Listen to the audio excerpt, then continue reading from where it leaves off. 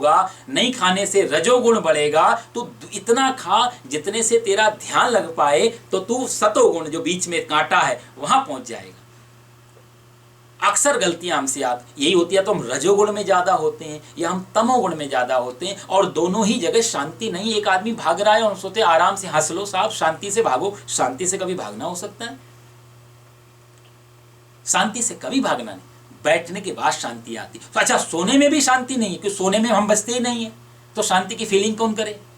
जहां हम हों और शांति हमारे साथ हो। सोने में तमोगुण बढ़ जाएगा, भागने में रजोगुण बढ़ जाएगा।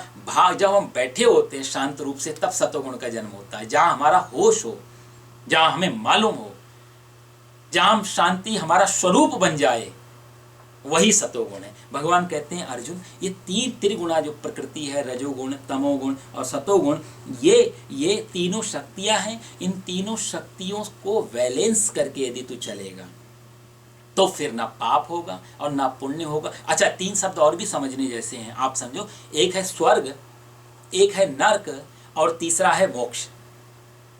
हमारी जो हमारा सनातन धर्म है, इसमें हम तीन शब्द यूज करके लेते हैं ना। भाई, बुरे काम करोगे तो नर्क में जाओगे, अच्छे काम करोगे तो स्वर्ग में जाओगे, और तीसरा एक और भी चीज होती है जिसको मोक्ष बोलते हैं, जिसको बुद्ध ने निर्वाण कहा है, महावीर जिसको निर्वाण कहते हैं। परम गति यद गत्वा न निवर्तन्ते तद धामा परमम मम। परमा 15वें अध्याय में भगवान अर्जुन से कहेंगे, वो धाम, गोलोक, बैकुंठ, जिसको जो भी बोलो। अब जहाँ ये कहते हैं बुद्ध महाराज, जैसे दिए का बुझ जाना, निर्वाण का अर्थ होता है दिया बुझ गया, बात खत्म हो गई सब कुछ। तो एक हो गया स्वर्ग, एक हो गया नर्क, एक हो गया मोक्ष। तो इसको भी, यहां भी तीन ही शब्द है साहब, वही त्रिगुणा प्रकृति के ही तीन शब्द है। आप देखो पूरी दुनिया में तीन ही शक्तियों की बात हुई है। यदि आप केमिस्ट्री में पढ़ लो, चाहे आप किसी भी रिलीजन में पढ़ लो, किसी भी रूप में पावर तीन ही मिलेंगी आपको। कल्पनाएं, इमेजिनेशन के शब्द अलग अलग होंगे। स्वर्ग और नर्क और मोक्ष का भी देखो आप, यदि हम तमोगुण में ज्यादा होंगे, हम नर्क की तरफ चले जाएंगे। कोई डेविल, कोई राक्षस हमको नहीं ले जाएगा। ऑटोमेटिक तमोगुणी प्रवृत्ति ज्यादा होगी, ऑटोमेटिक हम नर्क की तरफ, दुख की तरफ, अशांति की तरफ जाने लग जाएंगे। रजोगुण की ज्यादा प्रवृत्ति होगी, ऑटोमेटिक हम लोग स्वर्ग की तरफ यात्रा करने लग जाएंगे। कोई धक्का नहीं देगा। अर्जुन पूछ रहा है ना, कौन धक्का देता है, कौन जबरदस्ती? कोई जबरदस्ती। भगवान कहते हैं वो शक्ति, रजोगुण शक्ति, ज्यादा हवन करेंगे, ज्यादा पूजा करेंगे, ज्यादा पाठ करेंगे, ज्यादा कर्म में विश्वास करेंगे, ऑटोमेटिक स्वर्ग की यात्रा शुरू हो जाएगी। कोई नहीं ले जाएगा।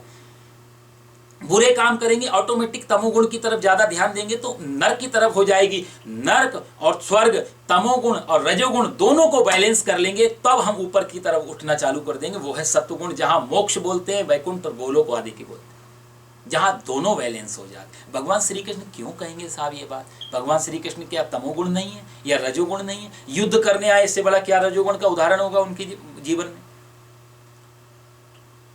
तीनों गुणों में वो बराबर हैं। आगे के श्लोकों में भगवान इसी बात को कहेंगे।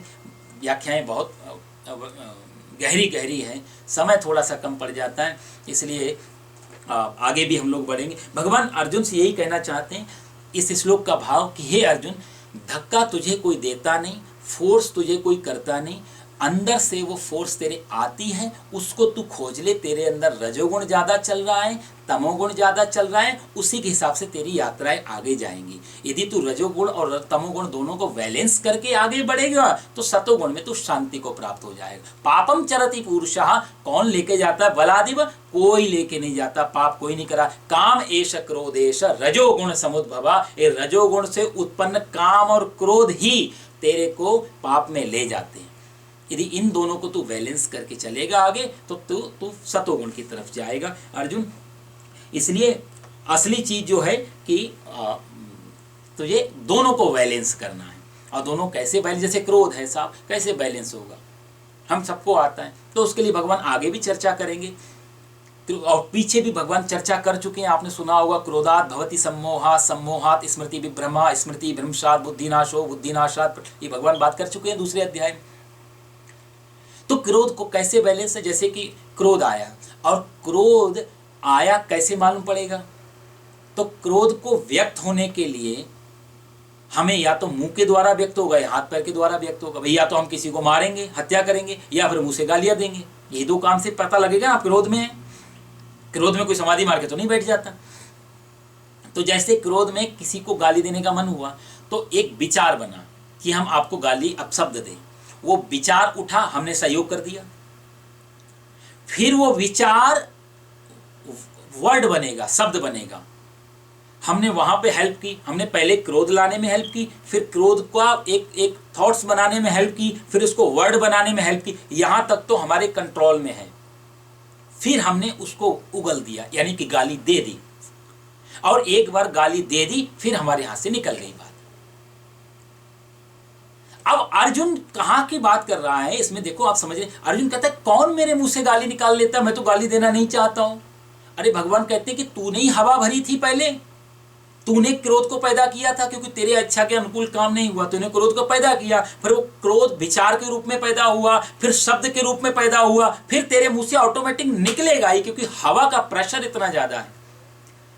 लेकिन एक स्थिति, एक सीमा तक, एक लाइन ऑफ कंट्रोल तक हमारे हाथ में चीजें होती हैं। हम चाहें तो रोक सकते हैं। भाई ये क्रोध आया, गाली देने का मन किया, मुंह पे आई, जबान पे बात आ गई, हम यहां तक भी रोक सकते हैं। पहले तो विचार बना, वहां तक रोक सकते हैं, फिर जबान पे आई, वहां तक रोक सकते हैं। लेकिन एक इतना फोर्स, जब हमने सब कुछ हेल्प करते जा रहे हैं, फिर जब वो मुंह से निकल जाएगी फिर नहीं रोक सकते। आपने देखा होगा धनुष बाण चलाने वालों को पीछे पीठ में तरकस में बाण लगे होते हैं। हम हाथ डालें यहां तक हम स्वतंत्र हैं, हम बाण निकालें यहां तक भी हम स्वतंत्र हैं, हम निकालें ना निकालें। हमने यहां की बात धनुष पे बाण चला लिया तब भी हम स्वतंत्र हैं, डोरी को खींच लिया फिर भी हमारे पास फ्रीडम है छोड़ने में। लेकिन एक बार यदि छोड़ दिया फिर हम, अर्जुन जब छोड़ दिया ना, वहां से बात कर रहा है, क्वेश्चन ही उसका गलत है। कौन छुड़वा रहा है ये बाण? अरे बाण निकाला किसने था तरकस से? पीठ किसकी थी? बाण किसका था? धनुष किसके हाथ में था? भगवान कहते हैं रजोगुण समुद्भव। अर्जुन तेरे हाथ में धनुष है, तेरा बाण है, तेरी पीठ से निकल के आया है, तू पूछ रहा है कौन डेविल है, कौन राक्षस है, कौन कौन कौन धक्का दे रहा है तेरे को? ये तेरे अंदर से निकल रहा है, तेरी वासना, काम ऐसा, क्रोध ऐसा, तेरी कामना, राज्य को पाने के लिए कामना से शायद तू बाण चला रहा है, या तेरे अंदर क्रोध है और तू उस वजह से बाण चला। ये दो इच्छाएं रजोगुण से संपन्न होकर के तेरे को क्रियाओं में प्रवृत्त करती है। पापम चरते पुरुषा, तेरे को पाप में ले जाती है अर्जुन। इसलिए सवाल ये नहीं है कि तेरे को कौन ले जा रहा है, सवाल असली ये है कि तेरे अंदर से ये चीजें क्यों निकल के आ रही, कहाँ से निकल के आ रही हैं, वो पॉइंट कहाँ पर है, वो हवा कौन भर रहा है, वो फोर्स कौन भर रहा है, वो ताकत कौन दे रहा है, उस चीज को कौन पावरफुल बना रहा है उस चीज। तो तुझे लगेगा तेरे अंदर वो तीर गुणा शक्ति है, तूने एक शक्ति को ज्यादा महत्व दिया, वही शक्ति तेरे बाहर निकल के आ रही। शक्तियों को तू वो कर ले, कंट्रोल कर ले, शक्तियों को तू बैलेंस कर ले, तो ये सब चीजें का अपने आप खत्म हो जाएंगी। भगवान अर्जुन से इसी बारे में बात करते हुए आगे भगवान कहते हैं 37 नंबर श्लोक पे चलेंगे, फिर हम समाप्ति की ओर ले जाएंगे।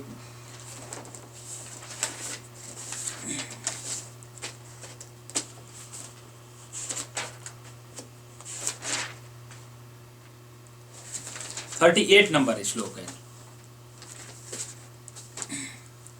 धूमेनाव्रियते बह्निर् यथादर्शो मलेन च यथोल्बेनावृतो गर्भस् तथा तेनेदमावृतम्।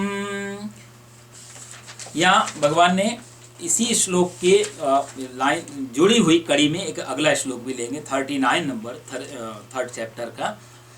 आवृतम ज्ञानमेतेन ज्ञानिनो नित्यवैरिणा कामरूपेण कौन्तेय दुष्पूरेणानलेन च।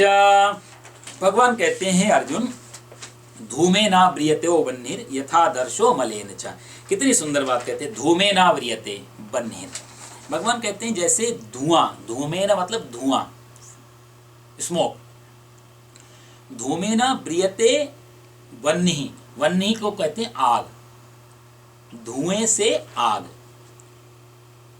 मलेन आदर्शः, मलेन मतलब मल या धूल, मिट्टी, और आदर्श मतलब होता है दर्पण, शीशा, मिरर।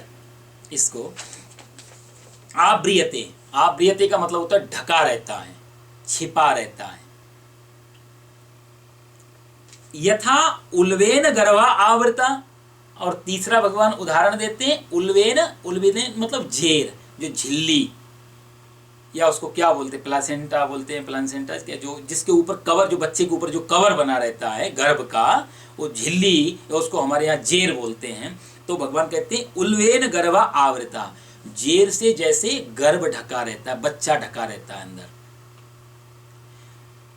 तथा ऐसे ही उस कामना के द्वारा ये ज्ञान, इदम ज्ञानम आवृतम, ये ज्ञान भी ढका रहता है।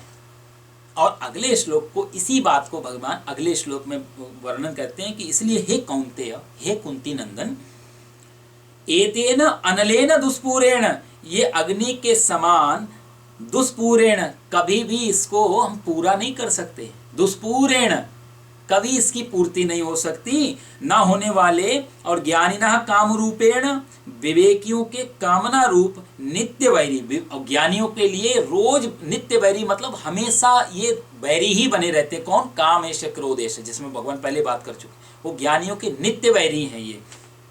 ज्ञानम विवेक ढका हुआ, ज्ञानम आवृतम, ये ज्ञानियों का उसमें विवेक ढका रहता है। भगवान यहाँ 3 उदाहरण देते हैं।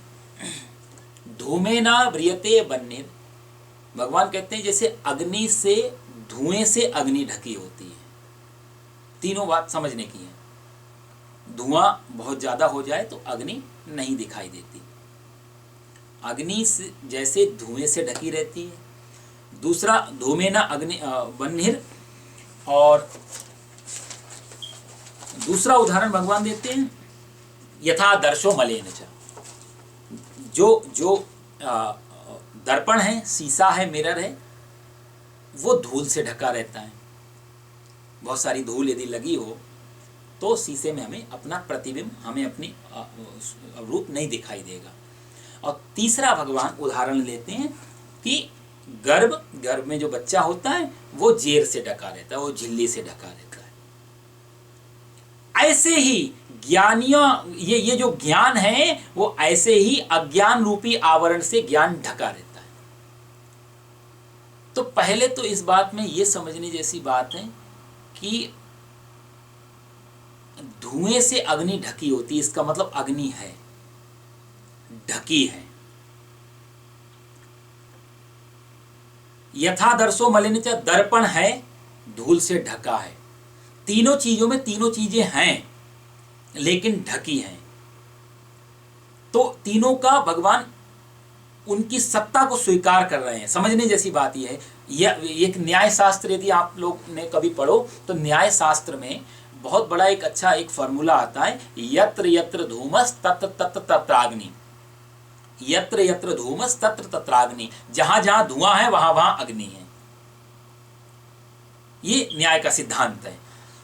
बिना अग्नि के धुआं नहीं हो सकता है, लेकिन बिना धुएं के अग्नि हो सकती है। अग्नि बिना धुएं के, बिल्कुल बिना धुएं के हो सकती है, लेकिन धुआं यदि है तो इसका मतलब अग्नि होनी ही चाहिए। तो इसका अर्थ यह हुआ कि अग्नि है तभी धुआं होगा। यहां भगवान बहुत सुंदर एक बात कहते हैं इनडायरेक्टली अर्जुन से, कि अर्जुन ज्ञान भी अज्ञान के आवरण से ढका रहता है। इसका अर्थ यह है कि ज्ञान कहीं लेने नहीं जाना होता। आप लोग यहाँ जो बैठे हैं वो कोई मेरे से ज्ञान प्राप्त करने के लिए नहीं, बिल्कुल असत्य है। इस श्लोक के हिसाब से भगवान कहते हैं ज्ञान स्वरूप आप सब लोग हैं एक अर्थ में, सिर्फ अज्ञान का आवरण है, अज्ञान ने ढक रखा है इस चीज को। तो सारे उपदेश, सारा सत्संग, सब वो आवरण को हटाने का काम करते हैं। क्योंकि यदि भीतर ज्ञान नहीं होगा तो मैं चाहे कितना ही, मैं क्या भगवान भी आपको ज्ञानी नहीं बना सकते हैं। ज्ञानी होना बड़ी बात, अज्ञानी आदमी होता है अज्ञान, क्योंकि अज्ञान का आवरण चढ़ा होता है। ज्ञान तो स्वरूप अंदर बैठा ही हुआ है। यदि अग्नि नहीं होगी तो धुआं नहीं हो सकता है। अज्ञान भी वही होगा जहां ज्ञान होगा। पीछे बिना अज्ञान के ज्ञान, बिना ज्ञान के अज्ञान हो ही नहीं सकता। क्यों? जैसे कि बिना अग्नि के धुआं नहीं हो सकता। भाई नकली चीज तभी काम करेगी जब उसी के हिसाब से कोई असली चीज दुनिया में होगी। आप बताओ, नकली नोट छपते हैं, नकली नोट तभी न छपते हैं जब उसी के हिसाब से असली नोट होते हैं। नकली नोट तभी चल पाते हैं जब असली नोटों की कॉपी की जाती है। जिस सरकार ने जिन नोटों को बंद कर दिया, आप उनके नकली नोट छाप के चला के देखो, चलेंगे? नहीं चलेंगे, क्योंकि असली को कॉपी नहीं है वो। तो नकली चीज असली का सहारा लिए बिना नहीं चल सकती। असत्य को भी सत्य की जरूरत पड़ती है, सत्य को किसी की जरूरत नहीं पड़ती। सत्य अकेला खड़ा होता है, असत्य को पैरों की जरूरत पड़ती है। इसलिए एक अर्थ में असत्य को बिना सत्य के असत्य भी असत्य जैसा नहीं लगेगा। असत्य भी कहता है, कितना झूठ बोलने वाला हो, यदि जब तक नहीं कहेगा जोर से साहब मैं बिल्कुल सत्य बोलता हूं, मैं कभी झूठ नहीं बोलता, इसका मतलब झूठ बोलता है। नहीं तो ये बोलने की जरूरत ही नहीं है। कि सौगंध खाना, कसमें खाना, जोर से बोलना, इसका मतलब यह है कि झूठ बोलने की संभावना है या झूठ बोलते हैं। तो झूठ बिना सत्य के पैरों के चल नहीं सकता। झूठ के अपने कोई पैर नहीं होते साहब। इसीलिए तो कसमें, वादे, डिटर्मिनेशन, संकल्प, ये सब सत्य के तो पैर हैं। उन्हीं सत्य के पैरों पे असत्य दौड़ता है। तो असत्य को सत्य के सहारा लेना पड़ता है, सत्य को सहारे की जरूरत नहीं पड़ती। भगवान कहते हैं अग्नि के बिना धुआं की कोई सत्ता नहीं है। धुआं को अग्नि चाहिए, धुआं असत्य है, अग्नि सत्य है।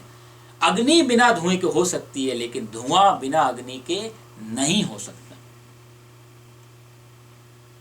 इसलिए एक अर्थ में आप और मैं, बुद्ध और महावीर, ज्ञानी और अज्ञानी, ब्रह्मवेत्ता, ब्रह्म ऋषि या साधारण आदमी, ये इस अर्थ में भगवान के इस श्लोक के हिसाब सब बराबर हैं। दोनों में कोई अंतर नहीं है। सिर्फ एक ही अंतर है, एक ने अपने ऊपर अज्ञान की चादर पड़ी हुई है और उसकी वो चादर बाहर निकल रही है। बुद्ध ने अपनी अज्ञान की चादर को हटा दिया। अज्ञानी के ऊपर वो चादर पड़ी हुई है, क्योंकि लेकिन अज्ञान यदि अंदर और ज्ञान अंदर नहीं होगा तो बुद्ध भी नहीं डाल पाएंगे। इसलिए बुद्ध हमेशा कहते थे अपदीपो भव। बुद्ध का बहुत फेमस ये फॉर्मूला है, अपदीपो भव, अपने प्रकाश स्वयं बनो। मैं तुम्हारे जीवन में प्रकाश नहीं कर सकता हूं, क्योंकि अंदर की प्रक्रिया है साहब। ये अंदर कैसी कौन सी टॉर्च जाएगी, हमारे पास कुछ है भी तो नहीं देखने का ऐसा। इसलिए अपदीपो भव, अपने दीपक स्वयं बनो। वो तभी बन सकते हैं जब अंदर ज्ञान है। बुद्ध भी वही बात कह रहे हैं जो कृष्ण भगवान यहां पर कह रहे हैं कि ज्ञान तेरे अंदर है अर्जुन, सिर्फ अज्ञान का आवरण है। कैसे? जैसे अग्नि को धुआं ढक ले, जैसे धुआं अग्नि को ढक ले। और भगवान कहते हैं दूसरा दर्पण, दर्पण जैसे शीशे के ऊपर धूल जम जाए। अब आप बताओ, दर्पण शीशे के ऊपर धूल जम गई तो क्या शीशे की क्वालिटी में कुछ कमी आई? मिरर लाइट में तो कोई कमी नहीं है, सिर्फ धूल है। वो धूल हट जाएगी तो वो वापस शीशा हो जाएगा। अभी यदि शीशे में मेरी तस्वीर नहीं दिख रही है तो इसका अर्थ है कि शीशे और मेरे बीच में धूल पड़ी हुई है। यदि शीशा और दीवार पे धूल डाल दो तो क्या धूल हटा दो, दीवार पे, पत्थर की दीवार पे या ये हमारी दीवारों पे धूल लगी हो और वो धूल हम साफ करें और फिर चेहरा देखने की कोशिश करें तो चेहरा दिखाई देगा? नहीं देगा, क्योंकि वहां शीशा नहीं है। पर शीशे पे यदि धूल पड़ी है और धूल हटा दी तो चेहरा दिखाई देगा, क्योंकि वहां शीशा है। यानी कि शीशा पहले से है, धूल बाद में आई है। ज्ञान पहले से है, अज्ञान बाद में आया। तो सारे उपदेश, सारे शास्त्र, सारे प्रवचन, सारे सत्संग अज्ञान को हटाने की कोशिश करते हैं, ना कि ज्ञान को पैदा करने की। तो एक अर्थ में आप ये नहीं कह सकते हैं, अच्छा जो भगवान यहाँ जो कह रहे हैं कि आपने हमें ज्ञान दिया, नहीं नहीं नहीं, असली अर्थ ये होगा आपने मेरा ज्ञान हटा दिया। ज्ञान स्वरूप तो मैं खुद हूं। आद्य शंकराचार्य कहते हैं कि चिदानंद रूपा शिवोहम शिवोहम। यदि हम शिवोहम नहीं है तो कोई दुनिया की पावर हमको शिवोहम नहीं बना सकती बाहर से। सिर्फ हम लोग अपने आप को कुछ और मान के चल रहे हैं। मैं शर्मा जी, पंडित जी, कोई सक्सेना जी, कोई श्रीवास्तव जी, कोई जी, कोई जी, ये सब अपने मान के चल रहे। जिस दिन गीता ज्ञान हो जाएगा वो जी वाले अज्ञान हट जाएगा, फिर लगेगा जो तुम हो वही मैं हूं, जो मैं हूं वही तुम हो। है तू एक पर अनेक होकर खेला है। सिर्फ अज्ञान को हटाते हैं सारे शास्त्र। ज्ञान स्वरूप हम खुद हैं।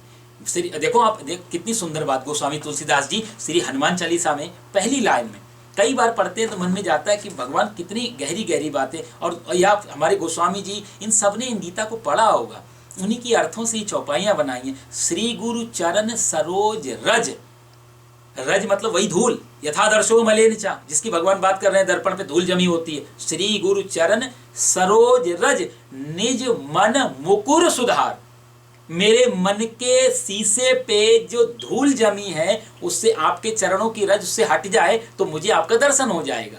निज मन मुकुर, वहां भी गोस्वामी जी वही बात करें, धूल हट जाए। अरबी में भी कहावत है, सूफी संत गाते हैं कि दिल के आईने में छुपी है तस्वीरें यार, हर दिल के आईने में छुपी है तस्वीरें यार, जब जरा गर्दन झुकाई और देख ली।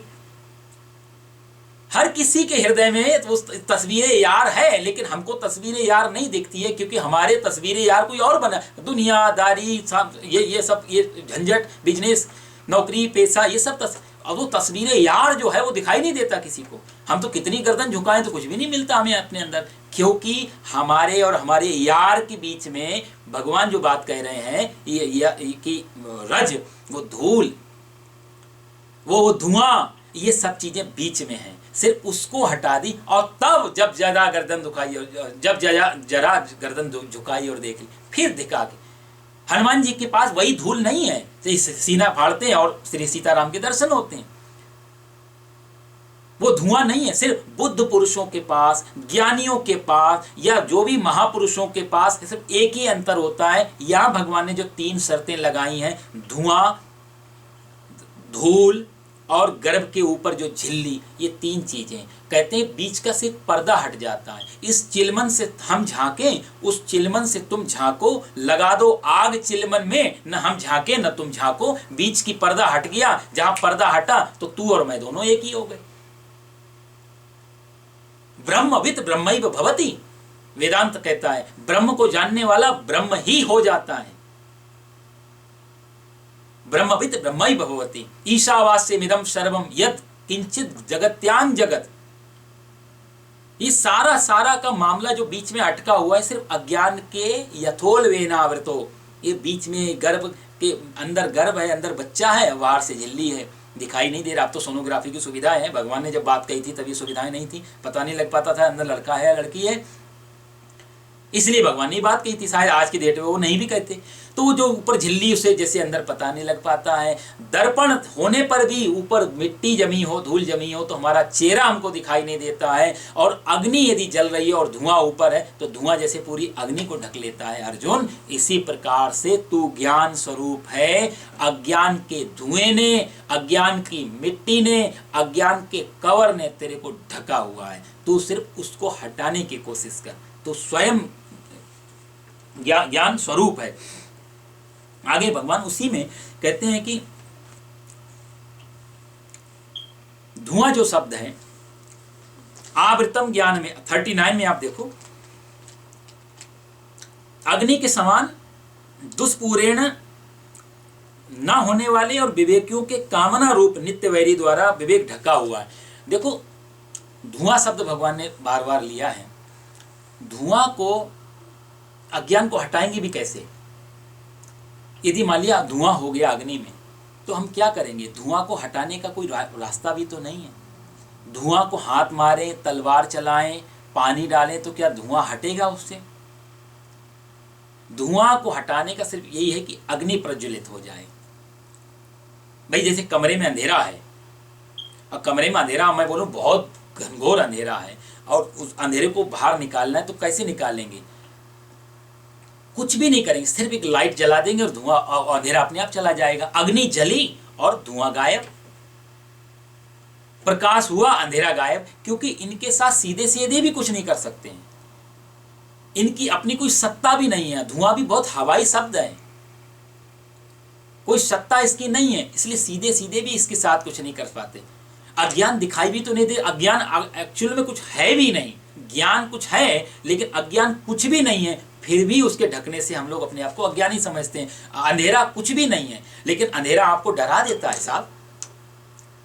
अंधेरे की कोई औकात नहीं है लेकिन अंधेरा आपको गिरा देता है साहब। अंधेरे की वजह से हम चोट खा जाते हैं, हम गिर जाते हैं और बहुत बड़ी दुर्घटनाएं हो जाती हैं। अंधेरे के कारण जो कुछ भी नहीं है उसके कारण दुर्घटनाएं हो रही हैं। ऐसा ही अज्ञान है, अज्ञान कुछ भी नहीं है अंधेरे की तरह, लेकिन अज्ञानी जन्म जन्मांतर भटकता रहता है और दुखी रहता है, पीड़ा रहता है, लेकिन जब पाता है तो पता लगता कुछ भी नहीं है। महात्मा बुद्ध को जब समाधि लगी और समाधि में जब उनका ज्ञान मिल गया, उनको ज्ञान प्राप्त हुआ, तो आनंद ने उनसे पूछा पहला सवाल,